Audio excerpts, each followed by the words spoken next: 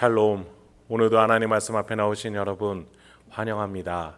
이렇게 기도하겠습니다. 하나님, 오늘도 우리에게 귀한 말씀 주시니 감사합니다. 오늘도 이 말씀을 통해서 하나님 앞에 용기와 소망과 기쁨을 얻을 수 있게 도와주시옵소서. 말씀이 우리의 심령의 기준이 되어주고 불빛이 되어 수 있도록 주여 우리 심령 가운데 말씀으로 깨닫게 하여 주시옵소서. 예수님의 이름으로 기도했습니다. 아멘. 오늘 함께 살펴볼 말씀 에스라서 9장 1절에서 15절, 에스라서 9장 1절에서 15절까지 함께 살펴보도록 하겠습니다. 오늘도 성실하신 우리 아버지 하나님, 지금 이 말씀 가운데 역사하실 하나님을 찬양합니다. 에스라 귀한 그룹이 이제 예루살렘에 도착했고 성전의 기물들을 제사장들에게 넘기면서 성전이 제 역할을 할 수 있도록 이제 시작하게 되었습니다. 그런데 오늘 본문에서 굉장히 참담한 일이 일어납니다.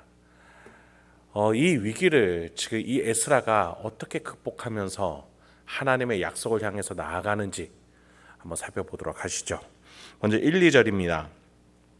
이 일 후에 방백들이 내게 나와 이르되 이스라엘 백성과 제사장들과 레위 사람들이 이 땅 백성들에게서 떠나지 아니하고 가나안 사람들과 헷 사람들과 브리스 사람들과 여부스 사람들과 암몬 사람들과 모압 사람들과 애굽 사람들과 아모리 사람들의 가증한 일을 행하여 그들의 딸을 맞이하여 아내와 며느리로 삼아 거룩한 자손이 그 지방 사람들과 서로 섞이게 하는데 방백들과 고관들이 이 죄에 더욱 으뜸이 되었다 하는지라.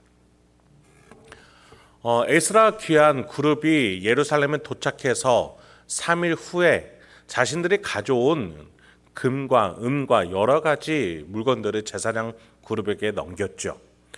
그리고서 이제 예루살렘에서 제대로 활동하기도 시작 전에 어떠한 보고를 받습니다.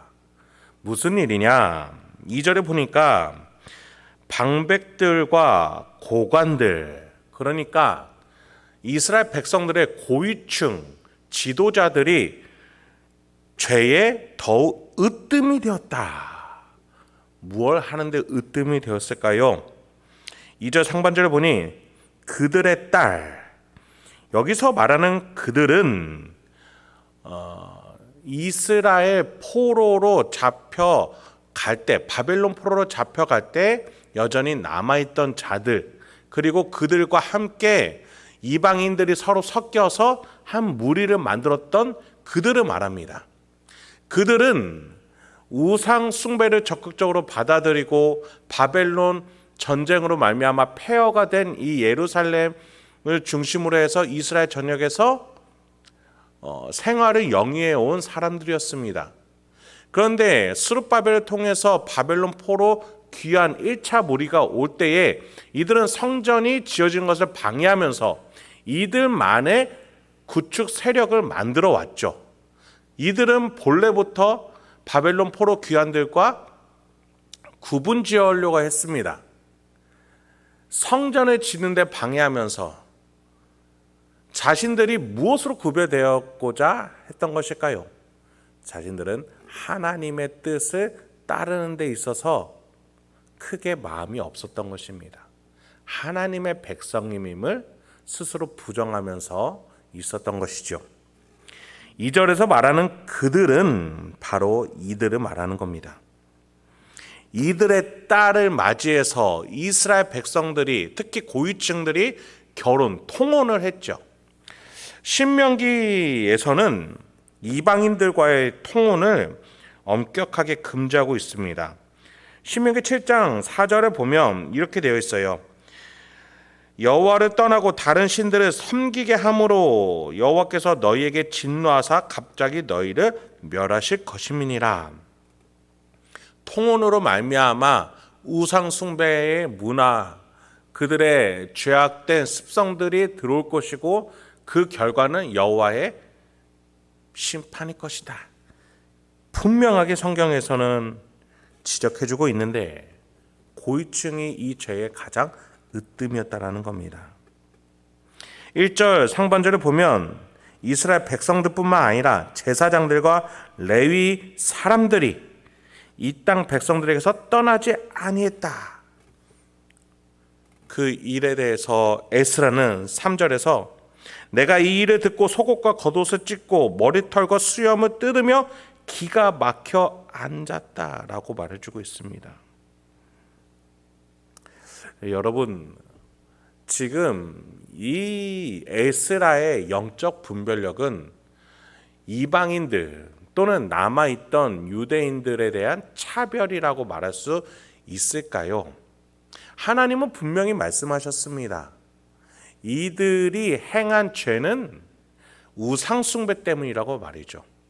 여러분, 우리가 에스라서 전에 유월절을 지켰을 때 보면은 이들이 유월절 지킬 때 자신들의 죄악된 습성을 버리고 유월절에 참여하고자 하는 모든 이방인들도 함께하게끔 했습니다. 본래 유월절을 그렇게 지켜왔어요. 이방인이라 할지라도 자신의 죄악된 습성을 버리고 여호와 하나님만을 섬기기로 작정한 이방인이라면 누구든지 함께 참여하게 했습니다. 그런데 도리어 이 유대인들이 여호와 신앙을 지키지 못하고 오히려 우상숭배 습성을 받아들일 수 있는 결혼 생활을 적극적으로 장려했다고 하니 본문에서 말한 것 같이 이것은 가증한 일이죠. 그래서 에스라는 6절에서 이렇게 하나님께 기도합니다.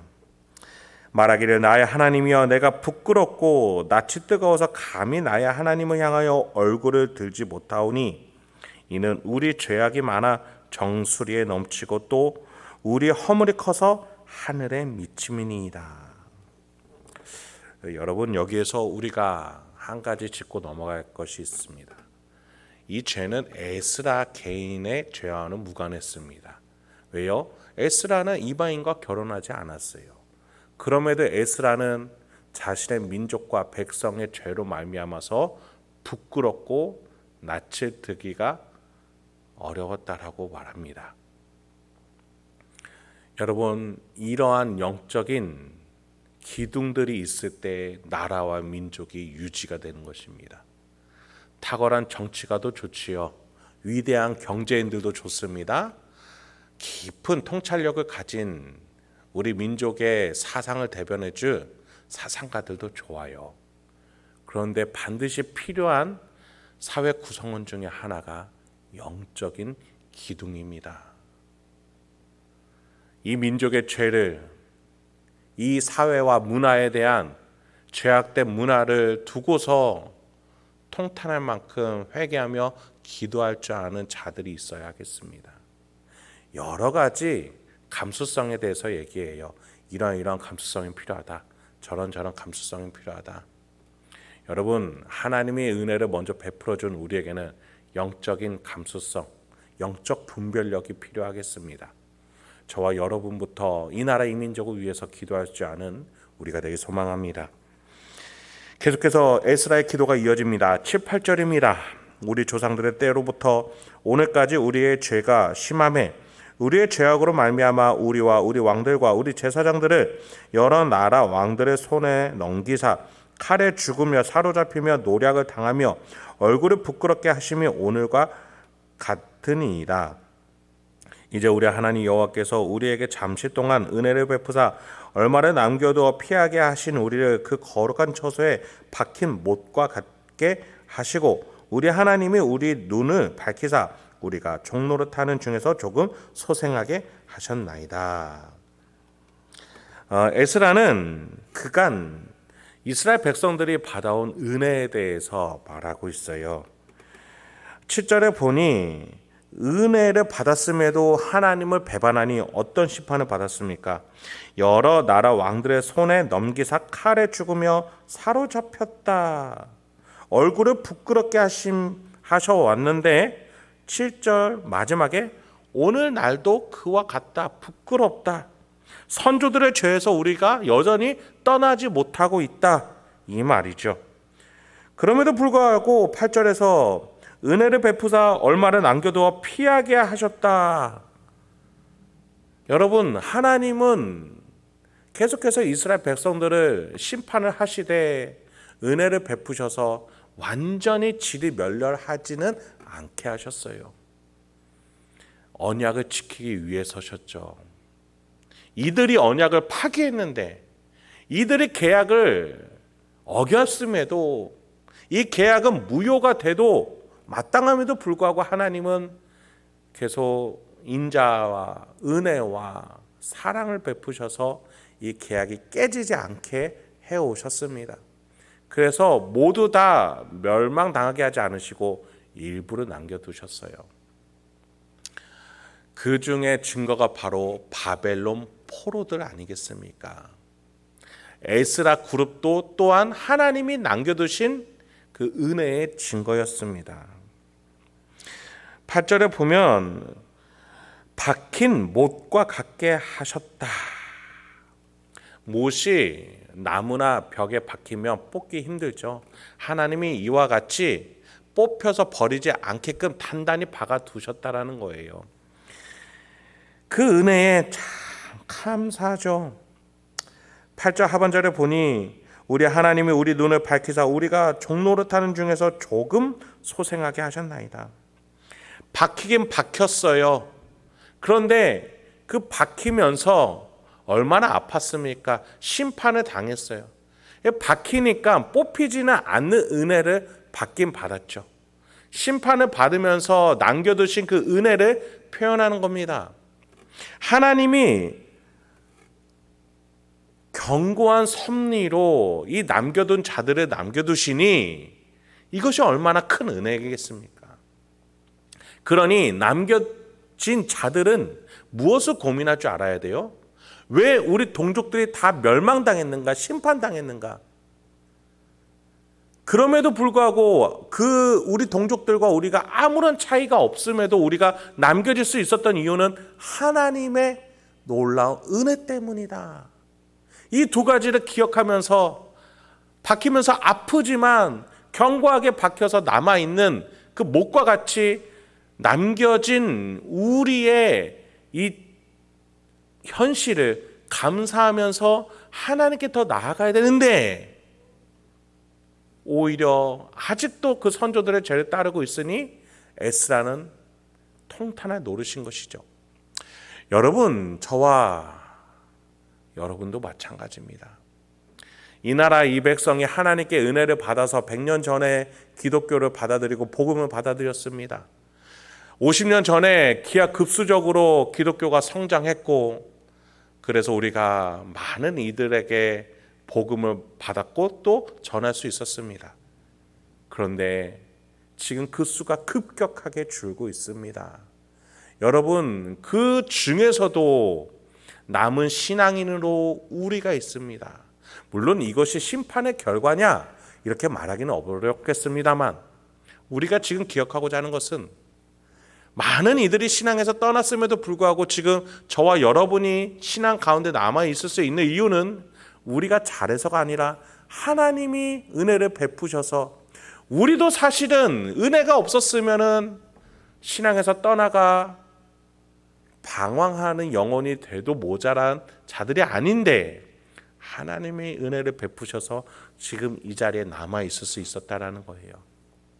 그러니 우리는 해야 할 일이 우리를 남겨주신 영적인 기둥으로 남겨두신 것에 감사하면서 우리가 이 성경에서 말하는 믿음의 선조들, 불순종의 선조들을 어떻게 따라가야 되고 또 어떤 것들 따라가지 말아야 될지 분명하게 분별할 줄 알아야 된다는 겁니다. 그리고 우리 동족들의 가정한 일들을 보면서 우리가 통탄한 마음으로 회개하며 나아가야 된다는 것이죠. 9절을 한번 보시죠. 우리가 비록 노예가 되었사오나 우리 하나님이 우리를 그 종살이하는 중에 버려두지 아니하시고 바사 왕들 앞에서 우리가 불쌍히 여김을 잊고 소생하여 우리 하나님의 성전을 세우게 하시며 그 무너진 것을 수리하게 하시며 유다와 예루살렘에서 우리에게 울타리를 주셨나이다. 조금 소생하게 하셨대요. 8절 하반절에 조금 소생하게 해주신 것이 9절처럼 포로에서 귀환해서 성전을 짓고 예루살렘을 다시 세울 수 있는 영적인 울타리를 만들어 주신 것이래요. 그런데 10절에 보니 하나님이여 이렇게 하신 후에도 우리가 주의 계명을 저버렸사오니 이제 무슨 말씀을 하나님께 드릴 수 있겠습니까? 면목이 없습니다. 그 말을 하는 거예요. 여러분, 지금 에스라의 이 기도가 한 구절 한 구절이 우리의 기도가 되길 소망합니다. 13절에 에스라는 우리의 악한 행실과 큰 죄라고 말하고 있어요. 그들의 죄, 너의 죄, 당신의 죄라고 하지 않고 우리의 죄다. 하나님께 언약을 받은 우리의 죄다. 여러분, 우리 한국 교회를 바라보시고 우리 민족을 바라보기 소망합니다. 우리 교회고 우리 민족입니다. 남의 교회, 저들의 교회, 다른 집안, 다른 가문이 아니라 우리입니다. 결코 남녀로, 소득으로, 정파 간의 차이로 구분 짓는 것이 아니라 우리 교회, 우리 민족, 우리 사회로서 우리가 함께 기도하고 하나님 앞에 다시 한번 설 수 있는 이러한 회개 기도가 우리의 기도가 되길 소망합니다. 마지막으로 13절부터 14절 한번 보도록 하겠습니다. 우리의 악한 행실과 큰 죄로 말미암아 이 모든 일을 당하였사오나 우리 하나님이 우리 죄악보다 형벌을 가볍게 하시고 이만큼 백성을 남겨주셨사오니 우리가 어찌 다시 주의 계명을 거역하고 이 가증한 백성들과 통혼하오리이까? 그리하면 주께서 어찌 우리를 멸하시고 남아 피할 자가 없도록 진노하시지 아니하시리이까? 에스라는 면목이 없음을, 영적인 분별력을 가지고 하나님 앞에 체면이 없음을 고백합니다. 뭘 잘해야 된다는 것이 아니라 하나님이 베풀어 주신 것에 감사할 줄 모르는 면목 없고 뻔뻔한 자세를 회개하고 있는 것이지요. 14절에 보니 우리가 어찌 다시 주의 계명을 거역하고 이 가증한 백성들과 통혼하오리이까? 이제 이 현상, 이 죄악의 현상에 대해서 반드시 끊어내야 된다라는 에스라의 영적인 분별력이 드러납니다. 이제 내일 10장을 살펴보게 될 텐데 거기서 에스라가 이 기도에서 그치지 아니하고 실천으로, 행함으로 이 믿음을 가지고 나아가는 모습을 보게 될 것입니다. 말씀을 마치겠습니다. 여러분, 오늘 하루도 저와 여러분에게 하나님의 놀라운 은혜가 있음을 기억하시기 바랍니다.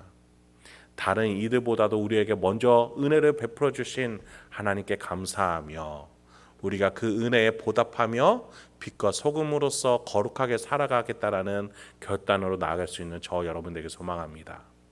내가 가진 것에 불평불만하지 아니하고 오히려 주신 것에 감사하면서 내가 은혜 받은 것에 감사하면서 내가 다른 이들을 바라보며 세속적인 가치관이 아니라 삼위일체 하나님과 함께 살아가는 영적인 분별력을 가지고 그들의 죄를 나의 죄로 여기면서 함께 회개하며 빛과 소금의 역할로 우리의 나라와 민족과 교회를 밝히고 부패하는 것을 막아낼 줄 아는 저와 여러분이 되길 소망합니다. 그렇게 오늘 하루도 하나님의 자녀답게 명예롭게 살아가시는 저와 여러분 되길 소망합니다. 함께 기도하겠습니다. 하나님, 오늘도 우리에게 귀한 말씀 주시니 감사합니다. 이 말씀을 통해서 우리가 오늘도 어떻게 살아야 되고 어떤 방향과 태도와 판단과 결정으로 살아야 되는지 우리 각자 성도님 일상 속에서 깨달을 수 있는 지혜와 또 가질 수 있는 용기를 허락하여 주시옵소서. 그렇게 실천하여서 마침내 의의 열매, 회개의 열매를 맺을 줄 아는 우리 행복한 교회 성도님들이 될 수 있도록 주여 인도하여 주시옵소서. 예수님의 이름으로 기도했습니다. 아멘.